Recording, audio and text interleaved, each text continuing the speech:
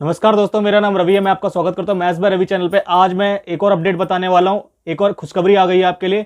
IB का security assistant और MTS का जो है एक नोटिफिकेशन आउट हुआ है, उसके बारे में पूरा नोटिफिकेशन में बताने वाला हूं। यहाँ पर पूरी वीडियो देखना शुरू से अंत तक।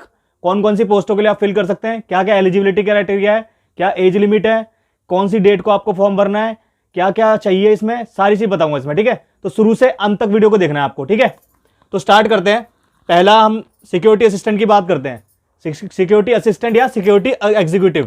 ठीक है, तो ये आईबी का जो सिक्योरिटी असिस्टेंट का ये एमटीएस का जो पेपर है, सबसे पहले कंडक्ट कौन करवाएगा? ये करवा रहा है हमारा मिनिस्ट्री ऑफ होम अफेयर्स। कौन करवा रहा है? मिनिस्ट्री ऑफ होम अफेयर्स, यानी कि गृह मंत्रालय जो है इस एग्जाम को कंडक्ट कराने की कोशिश कर रहा है। ठीक है, तो अब पहले पोस्ट की बात करते हैं, सिक्योरिटी असिस्टेंट की या सिक्योरिटी एग्जीक्यूटिव की। ठीक है, तो इसकी क्लासिफिकेशन क्या है?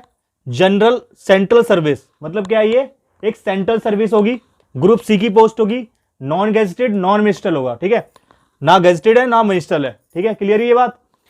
उसके बाद इसका पे स्केल क्या होगा? इसका पे स्केल होगा लेवल 3, यानी कि लेवल 3 हो गया। अब ग्रेड पे खत्म हो चुका है, अब लेवल में हम बात करते हैं लेवल 1, लेवल 2, लेवल 3। ठीक है, तो यहां लेवल 3 इसकी पेमेंट क्या होगी? 21,700 से लेकर 69,100 तक होगी। ठीक है, प्लस सेंट्रल गवर्नमेंट के जो अलाउंस है वो मिलने वाले हैं आपको। जो भी सेंट्रल गवर्नमेंट के अलाउंस होंगे वो भी मिलेंगे। ठीक है, इसके साथ में कुछ गवर्नमेंट अलाउंस और मिलते हैं, जैसे स्पेशल ड्यूटी अलाउंस भी मिलता है इसके अंदर। ये भी बात ध्यान में रखना, ये तो मिलेगा स्पेशल ड्यूटी। अगर आप किसी स्पेशल ड्यूटी करते हैं किसी के लिए तो वहां पर वो अलाउंस भी आपको मिलेगा। तो देख लीजिए आपको कितने भत्ते यहां मिलने वाले हैं।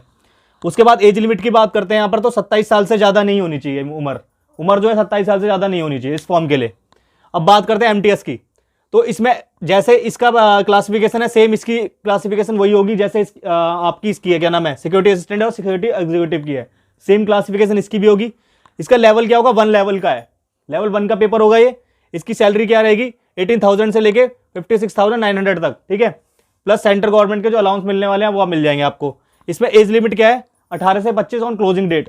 क्लोजिंग डेट से पहले 18 से 25 के बीच में होना चाहिए। मतलब जो भी क्लोजिंग डेट इन्होंने दी होगी वहां तक आप 25 साल के होने चाहिए। अगर उससे ज्यादा आप गए, मतलब 25 से अगर 25 साल एक दिन भी हो गया तो आप इसके लिए एलिजिबल नहीं हो पाएंगे। अब इसकी क्वालिफिकेशन की बात करते हैं। इसमें क्या क्वालिफिकेशन चाहिए आपको? मैट्रिकुलेशन, मतलब 10वीं पास होनी चाहिए आप, मतलब 10th पास होनी चाहिए। जो भी इनकी डेट होगी, क्रूशियल डेट होती है, वहां तक अगर आपने 10वीं पास कर ली तो आप इस फॉर्म के लिए एलिजिबल हो जाएंगे। ठीक है, ये फॉर्म भर सकते हैं आप। दोनों में मैट्रिकुलेशन, इसमें भी मैट्रिकुलेशन, इसमें भी मैट्रिकुलेशन, मतलब इसमें भी 10वीं पास आप दे सकते हैं, भर सकते हैं इस फॉर्म को, और इसमें भी। और दूसरी बात, डोमिसाइल सर्टिफिकेट होना चाहिए जिस भी स्टेट में आप रह रहे हैं। मतलब किसी भी राज्य में आप जिस राज्य में रह रहे हैं उसका आपके पास डोमिसाइल सर्टिफिकेट होना चाहिए, यानी कि जाति निवास पत्र होना चाहिए। ठीक है, सॉरी, निवास पत्र होना चाहिए आपके पास। दूसरा, इसमें भी आपको डोमिसाइल सर्टिफिकेट चाहिए।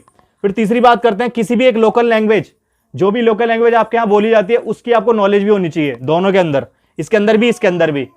उसके बाद इसमें जो डिजायरेबल क्वालिफिकेशन है, यानी कि डिजायरेबल मतलब ये पक्की जरूरी नहीं है, ये ना भी हो तो भी चलेगा, लेकिन ये जरूर होनी चाहिए। डिजायरेबल में क्या होना चाहिए? आपको एक्सपीरियंस होना चाहिए इंटेलिजेंस वर्क का।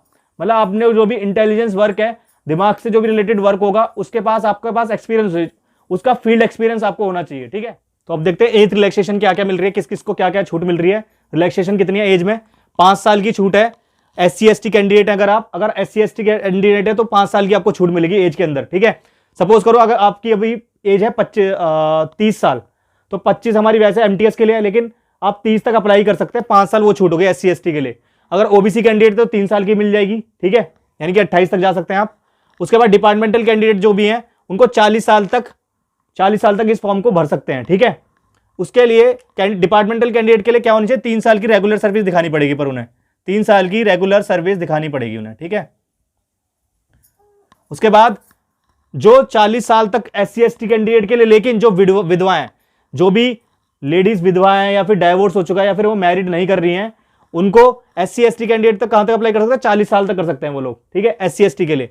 और ओबीसी जनरल के लिए 35 साल तक है। ठीक है, इसके बाद एक्स सर्विसमैन के भी रिलैक्सेशन है एज पर गवर्नमेंट रूल्स, है इसमें। उसके बाद PWD जो कैंडिडेट है उनके लिए 10 साल की छूट है। 10 साल की छूट कब तक है? मैक्सिमम एज 56 साल तक नहीं होनी चाहिए, 56 से ज्यादा नहीं होनी चाहिए। यानी कि अगर आपकी एज अब 47 है, सपोज करो आपकी एज 47 है, तो 47 में अगर मैं 7 10 जोड़ूं तो कितनी होती है एज? 57।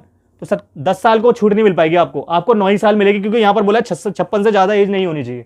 समझ पाए इस पॉइंट को। उसके बाद अप्लाई कैसे करें आप? अप्लाई करने के लिए आपको एप्लीकेशन आपकी स्टार्ट हो चुकी है। कब से स्टार्ट हुई? 21 तारीख से, 21 से चल रही है, 10 फरवरी तक चलेगी, ठीक है। और क्या मोड है अप्लाई करने का, क्या क्या साइट है इसकी? www.mha.government.in इसकी साइट है। इस पे जाके आप क्या कर सकते हैं, इसको अप्लाई कर सकते हैं, इस फॉर्म को। इसकी फीस क्या है? 50 रुपए आपकी एग्जाम फीस लगेगी और रिक्रूटमेंट फीस आपकी 450 है, यानी कि टोटल आपको 500 रुपए पे करने पड़ेंगे। और जो चार्जेस लगते हैं बैंक के, अगर आपके पास चार्ज है, यूपीआई अगर आपके चार्ज कर रहा है तो वहां पर आपको वो भी चार्ज देना पड़ेगा, ठीक है। अब बढ़ते चलते हैं इसके एग्जाम पैटर्न पे। इसका एग्जाम पैटर्न क्या रहेगा? इसमें टियर 1 होगा। टियर 1 में ये दोनों के लिए कॉमन है, यानी कि सिक्योरिटी असिस्टेंट एग्जीक्यूटिव और एमटीएस दोनों के लिए कॉमन है। इसमें क्या क्या आएगा आपके पास? ऑनलाइन एग्जाम होगा इसका, ठीक है। एमसीक्यू टाइप, मतलब मल्टीपल चॉइस क्वेश्चंस होंगे आपके। 5 पार्ट में डिवाइड है। 5 पार्ट कौन कौन से आएंगे? जनरल अवेयरनेस, ठीक है, जीके यानी कि जनरल अवेयरनेस, जो भी अवेयरनेस है उसके बारे में। क्वांटिटेटिव एप्टीट्यूड ये होगी, मैथ आपकी।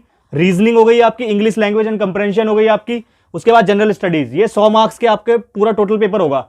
ये कितना टाइम मिलेगा आपको इसके लिए? 1 घंटा मिलेगा, ठीक है। अब इसके टीयर 2 में क्या होता है? टीयर 2 भी दोनों के लिए कॉमन है। इसमें डिस्क्रिप्टिव टाइप का एक पेपर होता है, ऑफलाइन एग्जाम होगा। इसमें आपको लिखना पड़ेगा, क्या करना है इसमें? पैसेज की ट्रांसलेशन करनी पड़ेगी। जो 500 वर्ड में देखा है वो किसी भी लोकल लैंग्वेज से इंग्लिश में आपको चेंज करनी पड़ेगी। मतलब कोई भी लोकल लैंग्वेज आपकी है, जैसे सपोज करो आप किसी भी राज्य में रह रहे हैं, दिल्ली में रह रहे हैं, दिल्ली में जो लोकल लैंग्वेज वहां बोली जाती होगी तो उसको आपको इंग्लिश में चेंज करना पड़ेगा, ठीक है। या फिर इंग्लिश से लोकल में चेंज करना पड़ेगा, दोनों वाइस वर्सा भी, उल्टा भी हो सकता है इसका। कितने मार्क्स का? 40 मार्क्स का पेपर होगा, 1 घंटे का टाइम मिलेगा पूरा आपको, ठीक है। ये हो गया टीयर 2, दोनों के लिए कॉमन है ये, टीयर 1 और टीयर 2। अब बात करते हैं टीयर 2 में भी एक पार्ट होता है, जो होता है इसके लिए खाली सिक्योरिटी असिस्टेंट और एग्जीक्यूटिव के लिए।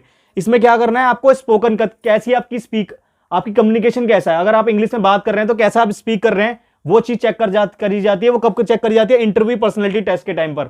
ये 10 मार्क्स का होता है। ये खाली किसके लिए होता है? सिक्योरिटी असिस्टेंट या एग्जीक्यूटिव के लिए होगा। और टीयर 3 भी खाली सिक्योरिटी असिस्टेंट और एग्जीक्यूटिव के लिए होगा। इसमें इंटरव्यू पर्सनैलिटी टेस्ट है, 50 मार्क्स का है, कोई लिमिट नहीं है टाइम की, ठीक है। तो ये चीजें हो गई हमारी पूरी, जो भी हमारा स्कीम ऑफ एग्जामिनेशन है। इसमें एक बात याद रखना, जो टीयर 2 होता है ना हमारा, वो हमारा क्या होगा? क्वालिफाइंग इन नेचर है। मतलब ये क्वालिफाई करना है, बस आपको खाली क्वालिफाई करना है। और अगर आप खाली एमटीएस की बात करते हैं तो एमटीएस में कट ऑफ जो रहती है वो 16 रहती है 40 में से। और अगर आप बात करते हैं किसकी? सिक्योरिटी असिस्टेंट के लिए, तो 20 रहती है 50 में से।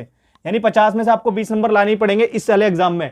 अगर आप इसमें से 50 में से 20 नहीं लाए तो आप क्या करेंगे? आप फेल कर जाएंगे और आपको बाहर कर दिया जाएगा। तो यहाँ क्वालिफाइंग नेचर है, फिर भी आपको नंबर लाने पड़ेंगे। देखो 50 नंबर क्यों हो रहे हैं इसमें 40 क्यों हो रहे हैं, ये आपको पता समझ में आ रहा होगा। क्योंकि देखो यहाँ पर टीयर 2 में क्या है? 10 नंबर भी ऐड हो रहे हैं ना पर्सनल, जो स्पोकन एबिलिटी वाले हैं, किसके अंदर? सिक्योरिटी असिस्टेंट, इसलिए 50 मार्क्स का है। समझ पाए इसे, ठीक है। तो ये है हमारा पूरी एप्लीकेशन, शुरू से अंत तक मैंने सारी चीजें आपको इंपॉर्टेंट बता दी है। क्या क्या चीजें चाहिए, कब फॉर्म भरे जाएगा, कब कितनी फीस लग रही है, क्या क्या एग्जाम होने वाले हैं आपको। बहुत अच्छा एग्जाम है, इसकी तैयारी करें। अगर आपने तैयारी स्टार्ट नहीं करी है तो इस चैनल से भी आप तैयारी स्टार्ट कर सकते हैं अपनी, जिसमें मैं मैथ, रीजनिंग सारी चीजें बता रहा हूं एक एक करके। तो इस चैनल को फॉलो करें। अगर आपने ये वीडियो पसंद आया तो लाइक, शेयर एंड सब्सक्राइब जरूर करें। मिलते हैं अगली वीडियो में, तब तक के लिए जय हिंद, जय भारत।